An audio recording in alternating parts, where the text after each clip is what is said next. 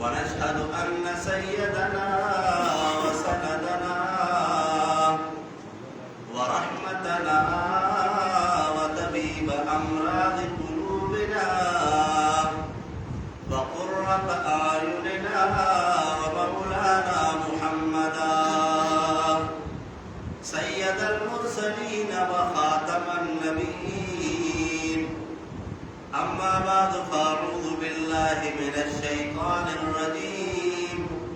بسم الله الرحمن الرحيم. ما كان محمد أبا أحد من رجالكم ولكن رسول الله وخاتم النبيين وكان الله بكل شيء عليما. وقال رسول الله صلى الله عليه وسلم إنما الأعمال بالنيات وإنما لامرئ ما نوى أو كما قال عليه الصلاة والسلام. أما بعد مولاي صل وسلم دائما أبدا مولاي صل وسلم دائما أبدا على حبيبك خير الخلق كلهم.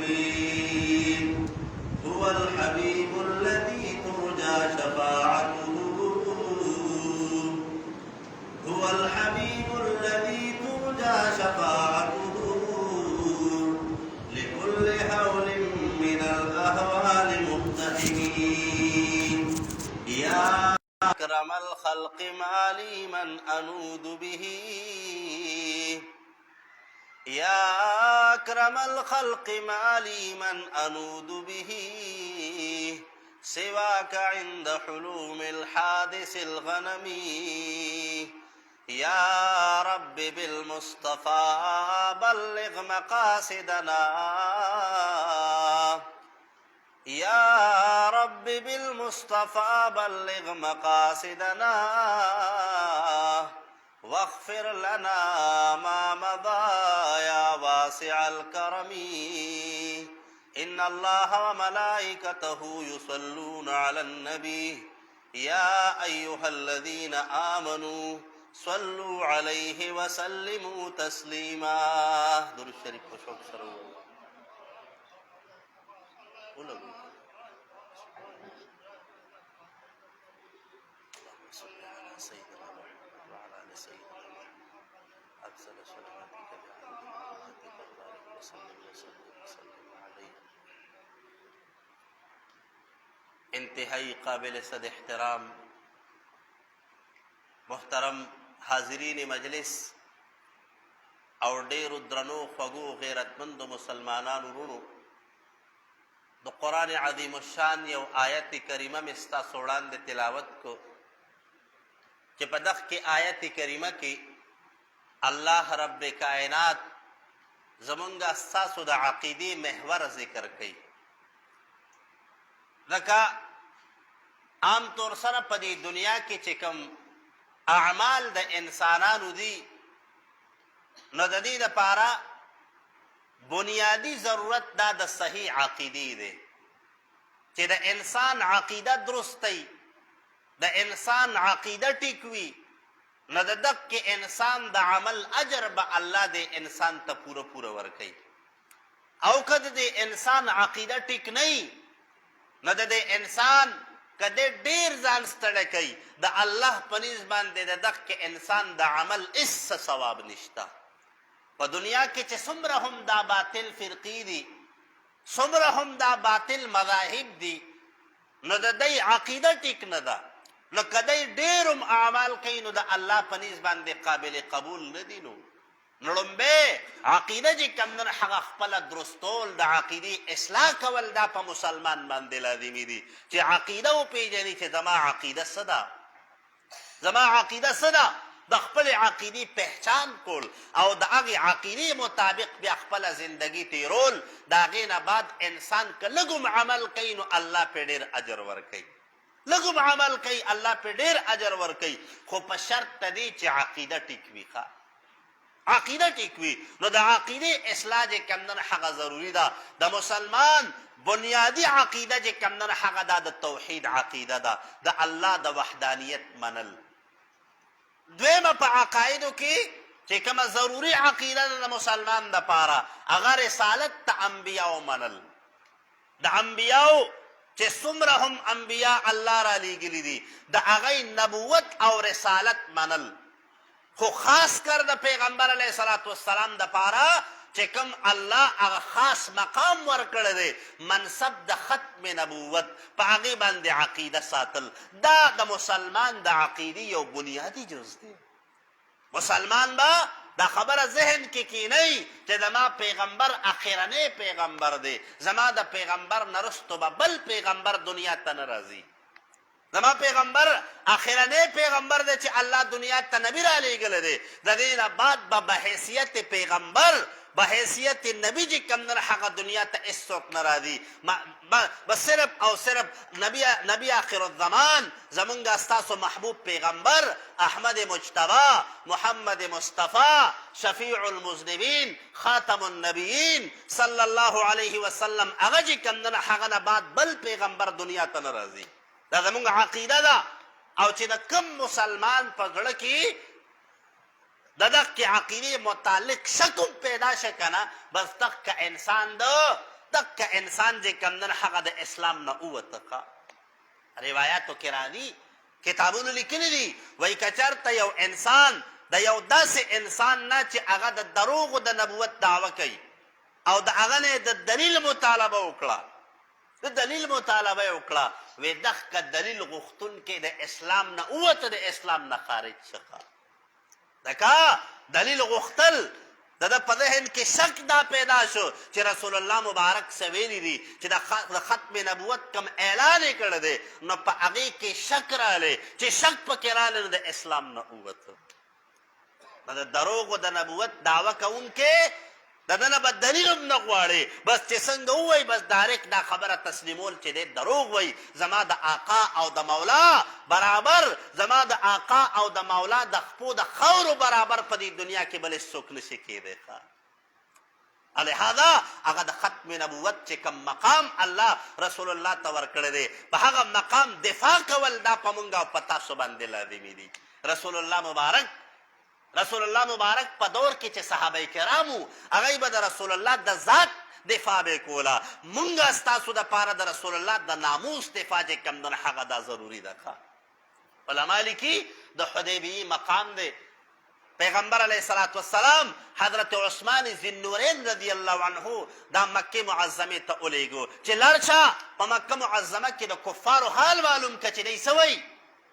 حضرت عثمان صاحب چې کله مکې معظمې ته تشریف یوړو که نه لږ ساعت بعد چا پروپیګنډه وکړه چې د مکې د کافرانو حضرت عثمان صاحب چې کوم نه هغه نعوذ بالله شهید کړو. رسول الله مبارک چې دا خبره واورېده صحابه کرامو ته چې دا خبره راورسېده صحابه کرام او د دواړو جهان مبارک سردار په دې خبر باندې ډېر غمجن شو ډېر سخت خفه شو. ځکه د دنیا قانون دا دی چې سفیر او قاصد که دا د دشمن هم راشي که نه نو د هغې د بین الاقوامي د قوانینو مطابق سفیر به نه وجدي سفیر ته به امن ورکړي. رسول الله مبارک هغه ډېر سخت خفه شو چې مونږ خو حضرت عثمان یو سفیر لیږلی او د مکې د ظالمانو زمونږ سفیر ته امن ورنه کړو. صحابه کرام راجمع کړل. رسول الله مبارک صحابه کرامو ته یا صحابو سمو خیال له سبا کوو. حضرت عثمان چې کله چې کوم نه هغه د مکې د کافرانو شهید کو ستاسو څه خیال له اوس په آینده څه کوو. صحابه کرام یو مهاجر صحابي را پاسېدو وی د الله پیغمبره زمونږ ورور حضرت عثمان چې شهید کړی دی د حضرت عثمان د وینو د هغې بدل به اخلو مونږ د مکې معظمې د کافرانو سره جنګ کوو. د دواړو جهان مبارک سردار بیا اعلان کوي صحابه څه وکړو. یو بل مهاجر را پاسېدو وی د الله پیغمبره مونږ جهاد کوو د دقې کافرانو چې کوم وخت کې موږ 313 نه د دغه کفارو 1000 لمو شکست ورکړی دی. د الله پیغمبره هغه ټیم کې مونږ سره تورې او وسلې نیزې هېڅ نه و او اوس خو زمونږ تعداد 1500 دی او مونږ سره توري مشتا، مونږ سره نیزې مشتا، مونږ سره د جنگ اسباب مشتا. د الله پیغمبره مونږ ته حکم کو مونږ جنگ ته تیار یو. په دریم ځل بیا د دواړو جهان مبارک سردار چې اعلان وکړو، یو مهاجر را پاسېدو، وی د الله پیغمبره هر یو صحابي چې کم نه هغه په دې مجلس کې چې کم ناست دی، هغه په زړه کې دا جذبه ده چې د حضرت عثمان د وینو بدل اخلو.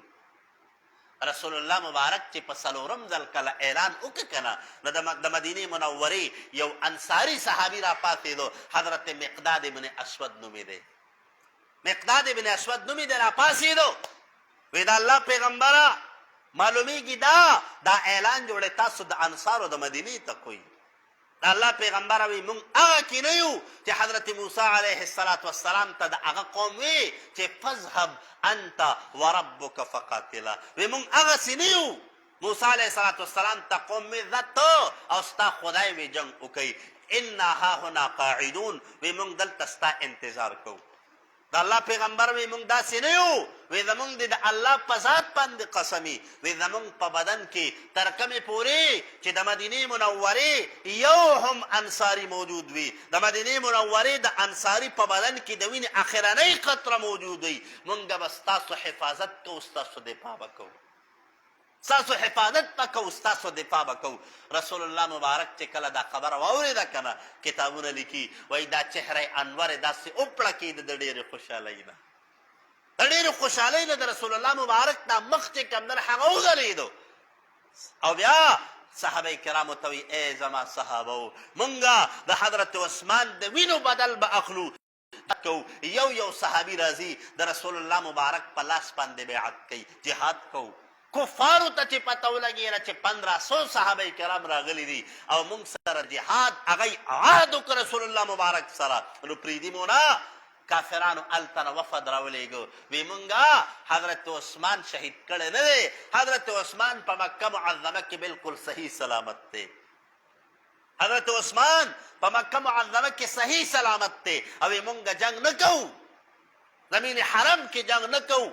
لہذا صلح د حدیبیې چې کوم په دغه مقام کې وشوه. نو علما لیکي وایي چې کله 1500 صحابه کرام را جمع شو او څه چل کوي، د رسول الله مبارک د ذات د دفاع، د رسول الله مبارک د صحابي د حضرت عثمان د وینې د بدل اغستو عزم کوي، د اسلام د یو عظیم جرنیل چې کوم نه د هغه تپوس کوي. لہذا 1500 صحابه کرامو ته د مکې ټول کافران چې کوم نه هغه ورته د ټینګې نه وخه، نو چې د رسول الله مبارک صحابه د رسول الله صحابه به د رسول الله مبارک د ذات حفاظت پې کو، خپل سر ته نه دي کتلي، خپل مال ته نه دي کتلي، خپل اولاد ته نه دي کتلي.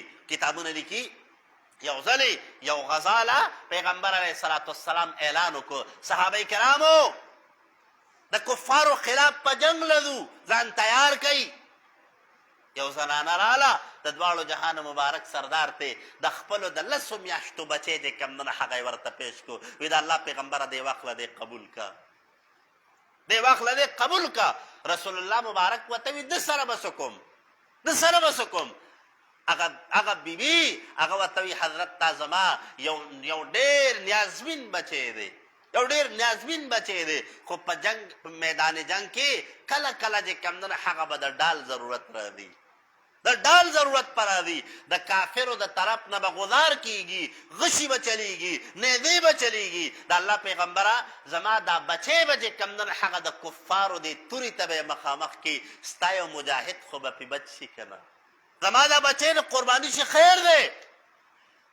دومره چې کوم نه په هغې کې جذبه، خپل اولاد قربانۍ ته تیار، د خپل سر. یو زنانه راله رسول الله مبارک ته وی د الله پیغمبر نور خو مې اس وس نه کېږي، څه چل په لاس کې ویښته نیسلي دي، وی دا والی حضرت میدان جنگ کې به وی دا پکار راشي. رسول الله مبارک ورته په دې به څه کوو، وی د الله محبوبه پیغمبره وی د مال وس مې نه کېږي، کونډه یم، مال لا څخه نشته، خو وی دکه مې وسو، وی د خپل سر دا چې کوم ویښته دي وی دا مې کټ کړل. وی که چېرته په میدان جهاد کې تاسو ته د رسۍ ضرورت راځي، وی زما دا ویښته به د رسۍ په طور باندې استعمال کوي. د خپل سر ویښته، د خپل اولاد قرباني، د خپل ځان قرباني چې کوم نه هغې ته تیار یو. د منافقانو به څه وي، د منافقانو د کافرانو هغه به وي قرآن مجید په دې خبره باندې ګواه دی واذا قیل لهم آمنوا کما آمن الناس.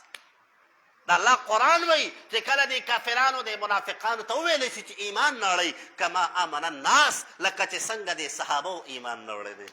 قالو انؤمن کما آمن السفهاء، آیا موږ داسې ایمان نه وړو صحابه کرامو ته نعوذ بالله ثم معاذ الله دای ورته بیوقوفانې ورته وي، حالانکې په کوم بنیاد یې ورته وي؟ علما لیکي وایي په دې بنیاد باندې وایي دا خو څه دي؟ دا خو وی لیوني دي، د خپل سر چې کوم نه حق قربانۍ ته تیار، د خپل مال قربانۍ ته تیار، د خپل اولاد قربانۍ ته تیار، وی د خپل سر نه مرستو کېږي د خپل محبوب پیغمبر دفاع کوي کار ځکه چې کوم نه حق دا خو وی لیوني دي. نو لہذا ورونو ګورئ د خپل پاک محبوب پیغمبر دفاع صحابه کرامو په خپلو وینو سره کړې ده، په خپلو ځانونو سره یې کړې ده، په خپل اولاد سره یې کړې ده، په خپل مال سره یې کړې ده. لہذا نن زمونږ ستاسو په دې موجوده دور کې رسول الله مبارک ذات خو موجود نه دی، خو لیکن زمونږ ستاسو دپاره د رسول الله د ناموس دفاع چې کوم ده هغه دا انتهایي ضروري ده چې مونږ تاسو د خپل پاک محبوب پیغمبر چې کوم ناموس ته د هغې دفاع وکړو او په هغې کې د چا پروا نه ساتو، په هغې کې د هېڅ چا پروا نه ساتو. اوس سره د هغې په بدل کې به الله مونږ تاسو ته سره کوي، مونږ تاسو ته به الله سره کوي. لغونته کې دا رستو حالات راوړئ. غازی علم الدین شهید رحمه الله دا یو شخصیت تیر شوی دی چې څو کتابونه لیکي او ترکاڼو چې کله دا هغه هندو چې کوم د رسول الله مبارک په شان کې ګستاخي کړې وه هغه یې کله مردار که که نه نه د دغه دور بابا فرید رحمه الله هغه چې کوم نه هغه ورڅخه حوالات ته لاړ، جیلخانې ته ورڅخه لاړ چې ملاقات پر سره کوي که نه. نو شیخ دا علماء کرام لیکي وایي غازی علم الدین شهید رحمه الله چې څنګه د حوالات ته مخامخ رالی که نه نو بابا فرید رحمه الله خواهش دا و چې زه د غازی علم الدین شهید رحمه الله لاس ښکل کړم، غازی علم الدین شهید رحمه الله لاس ته ښکل کړم. نو بیا تپوس ترنه کوي حضرت بابا فرید رحمه الله ترنه تپوس کوي حضرت غازی علم الدین شهید ستا څه خیال دی، څه محسوسې؟ هغه ورته وي حضرت چې کله مې دغه کار کړی دی که نه وی زما په ټول ژوند کې چې زه فخر محسوسوم په دغه کار باندې محسوسوم، وی یو عام انسانم وی چې کله مې دغه هندو چې کوم نه هغه مردار کړی دی وی الله ما ته د عطایي حفظ د قرآن مجید را نصیب کړی دی. او دویم چې کوم نه هغه دا دی چې څه پیغمبر علیه صلات والسلام مې راله روزانه چې کوم نه هغه د شپې په خوب کې راځي ښه او بل د شپې په خوب کې څه کې وی پر ورځې رڼا مې چې کوم نه هغه درې ځله په ویښه مې په دې حوالات کې د دواړو جهانو د مبارک سردار دیدار او ملاقات شوی دی په ویښه. او درېمه خبره ده رسول الله مبارک راته وی چې د جمعرات په ورځ باندې به زه ستا انتظار کوم، خو انتظار به داسې کوم ته به څه کې په دغه ورځ باندې به روژه ونیسې، په دغه ورځ باندې به روژه ونیسې. او چې کله ما څخه راشي که نه وی زه او زما صحابه کرام به په حوض کوثر باندې به ستا انتظار کوو، وی ستا افطار به د حوض کوثر اوبو په غاړه باندې د حوض کوثر په اوبو باندې کېږي ښه د حوض کوثر په اوبو باندې به کېږي. حالانکې د غازی علم الدین شهید رحمه الله د پانسۍ حکم چې انګریز سرکار کړو وی د اتوار په ورځ باندې به دا تاریخ مقرر خو غازی علم الدین شهید وای زما یقین دا دی چې رسول الله مبارک ما ته ویلي دي چې د جمعرات په ورځ باندې انتظار کوم. معلومیږي دا چې زما د پانسۍ ورځ چې کوم ده هغه دا د اتوار نه ده د جمعرات په ورځ باندې وي.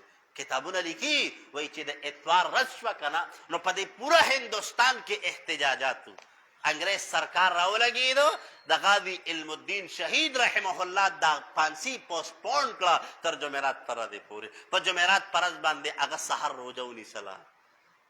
او بل رسول الله مبارک راته ویلي چې کله تا نه تپوس وکړي چې ستا اخرنی خواهش څه دی ته به ورته ووایې چې زما دا دواړه لاسه کلاو کوي، زما دا سترګې کلاو کوي.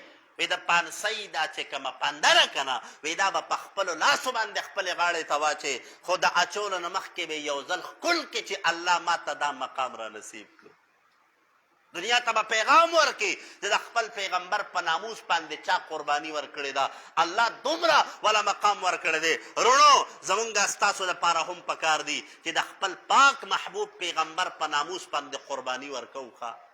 او د دغې قربانۍ د دغې قربانۍ ضروري نه ده چې مونږ تاسو د خپل ځان استعمال کړو، بلکې مالي قربانۍ وخت هم راځي. کله کله چې کوم نه هغه دقه د مالي قربانۍ هغه وخت هم راځي، لکه انشاءالله په 7 ستمبر باندې د ماسپښین 3:30 بجې چې کوم نه هغه زمونږ په دې مسجد کې د ختم نبوت اجتماع ده. ختم نبوت اجتماع چې کوم نه هغه زمونږ په دې مسجد کې ده. د دې پوره کلي د علماو د مشورې په سطح باندې دا ځای منتخب شوی دی. او بل د دې پوره علاقې چې زمونږ د تحصیل ټوپۍ د ذلت صوابۍ د دې علاقې نه به چې کوم نه هغه علما کرام به تشریف راوړي. نو یو درخواست خدا دی چې زمونږ ستاسو دا چې کومه محله ده که نه، نو د دغې مېلمنو د اکرام کوشش وکړو. یو او بله خبره ده چونکې دا زمونږ ستاسو ذمهداري ده، زمونږ ستاسو فریضه ده چې مونږ د خپل راتلونکو مېلمنو قدر وکړو. او بیا داسې چې د خپل محبوب پیغمبر په عشق او په مینه کې راغلي، نو د هغې سره خامخا د هغې اکرام په مونږ او په تاسو باندې لازمي. نو یو به دا کوو چې مونږ تاسو چې کوم دن هغه جاني تعاون وکړو چې مونږ ټول به حاضرېږو. او بله خبره ده چې مونږ تاسو به مالی تعاون هم کوو چې مونږ دغه پروګرام په احسنې طریقې سره ادا کړو. الله تعالی دې مونږ ته په دې لږو خبرو باندې د ریک عمل کولو توفیق را نصیب کړي. واخر دعوانا ان الحمد لله رب العالمین. دعا وکئ مولای کریم دا کومې صحیح خبرې چې ما وکړې اول په ما ته بیا ټول مسلمانانو ته د عمل کولو توفیق نصیب کا. الله زمونږ ګناهونه مونږ ته معاف کا. الله د خپل پاک محبوب پیغمبر سره زمونږ په زړونو کې حقیقي عشق او مینه پیدا کا. الہ العالمین هغه محبوب چې زمونږ دپاره په اخرني وخت کې الله ستا په در کې جړا کړې ده، الله د هغې محبوب پیغمبر سره د عشق او د مینې د اظهار توفیق را نصیب کا. الله د هغه د سنتو سره مو مینه پیدا کا. الله څومره مسلمانان دې مجلس ته راغلي دي، څومره بیماران دي تمامو ته صحت ورکا، څومره بې اولاد دي تمامو ته نیک صالح او دینداره اولاد ورکا، څومره ضرورتمند دي ضروریات والا د خپلو غیبو خزانو نه برابر کا. الہ العالمین دې مجلس ته څومره حضرات راجمع دي دنیا او آخرت والا خسته کا. د دوی په رزق په عمر په اولاد په صلاحیتونو کاروبارونو کې برکتونه نصیب کا. الله پریشانۍ ولا په خوشحالو باندې بدلې کا. الله چې څومره ضرورتونه په دې خپلو سینو کې راوړي دي هغه تمام ضرورتونه ولا د خپلو غیبو خزانو نه برابر کا. الله مونږ ټولو سره د احسان او د کرم معامله وکړه. اللهم صل على سيدنا ومولانا محمد وعلى آل سيدنا ومولانا محمد وبارك وسلم. ربنا تقبل منا إنك أنت السميع العليم وتب علينا إنك أنت التواب الرحيم برحمتك يا أرحم الراحمين. بجا سنت نکلو سنتو